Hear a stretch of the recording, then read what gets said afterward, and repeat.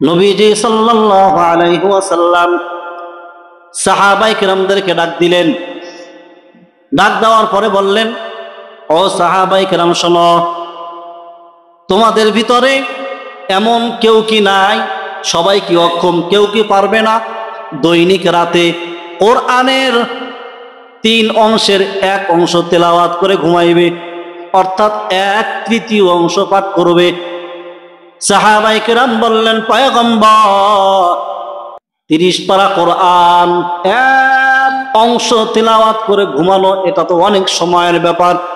কে এমন সবল আছে যে দৈনিক রাত্রে কোরআনের 3 অংশের 1 অংশ 1/3 অংশ তেলাওয়াত করে ঘুমাবে?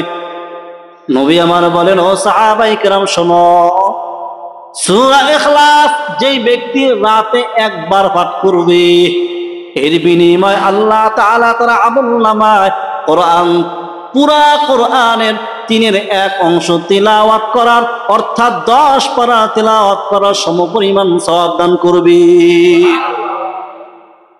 যে 3 বার পড়বে, আল্লাহ তাআলা তার আমলনামায় 1 খতম কোরআন তিলাওয়াতের সওয়াব দান করে দিবে। কত সহজ আমল, কত ছোট আমল, কি পরিমাণ সওয়াব! তবে যেই ব্যক্তি শুরু থেকে শেষ পর্যন্ত তিলাওয়াত করে খতম করলো, তার মর্যাদা নিশ্চয়ই আলাদাভাবে আল্লাহ দান করবে। কিন্তু এটা হলো শর্ট কোর্স, মানে কাজ অল্প, মায়না বেশি, বেতন বেশি। ওই যে অফার দেয় না মোবাইল কোম্পানি, সিম কোম্পানি, এটা সেরকম একটা অফার। বিভিন্ন কোম্পানি মাল বিক্রির জন্য অফার দেয়, তো এটা সেরকম একটা অফার যে তুমি 3 বার সূরা ইখলাস পড়ো, আল্লাহ তাআলা কি করবেন, আমলনামায় 1 খতম কোরআন তিলাওয়াতের সওয়াব দান করবেন। নবীজির কাছে একবার জিবরাইল আসলেন। জিবরাইল আমিন নবীর কাছে বসা। হঠাৎ করে নবীর কাছে জিবরাইল আলাইহিস সালাম প্রশ্ন করলেন, নবী আমার, ও পয়গম্বর। জিবরাইল বলেন, পয়গম্বর, ওই যে চাদর মুড়ি দিয়া যাইতেছেন, এটা আপনার সাহাবী হযরত আবু যর গিফারি কিনা? বলে, হ্যাঁ, এটা তো হযরত আবু যর গিফারি।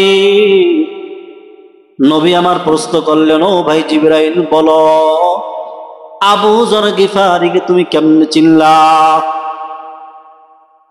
জিবরাইল বলেন, পয়গম্বর, আমি জিবরাইল একা না, আসমানের সমস্ত ফেরেশতারা আপনার সাহাবী আবু যর গিফারিকে চিনে। সুবহানাল্লাহ পড়তেন না?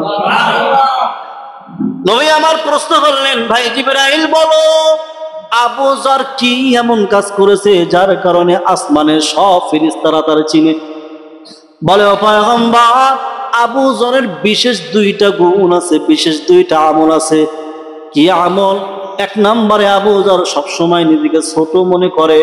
আবু যর মনে করে, আমার মতো ছোট কেউ নাই, আমার মতো গুনাহগার কেউ নাই, আমার মতো পাপী কেউ নাই, আমি মনে হয় সবার থেকে কম নেক আমল করি। এইভাবে সে সবসময় নিজেকে ছোট মনে করে। 2 নাম্বার, ও পয়গম্বর, আপনার সমস্ত সাহাবায়ে কেরামদের ভিতরে সূরা ইখলাস তিলাওয়াতের আমল আবু যর গিফারির আমলনামায় বেশি। আবু যর গিফারি সূরা ইখলাস এত বেশি তিলাওয়াত করেছে, অন্য কোন সাহাবীর আমলনামায় এত বেশি সূরা ইখলাসের তিলাওয়াত নাই। এই জন্য আবু যর গিফারিকে আল্লাহ চিনে, এবং আল্লাহ তাআলার হুকুমে সমস্ত ফেরেশতারা আবু যর গিফারিকে চিনে এবং মহব্বত করে। বলেন সুবহানাল্লাহ। সূরা ইখলাস তেলাওয়াত করে তো দামি হয়ে গেল আবু যর গিফারি। তো আমরা যদি তেলাওয়াত করি, আল্লাহ আমাদের দাম বাড়াইতে পারে কি পারে না?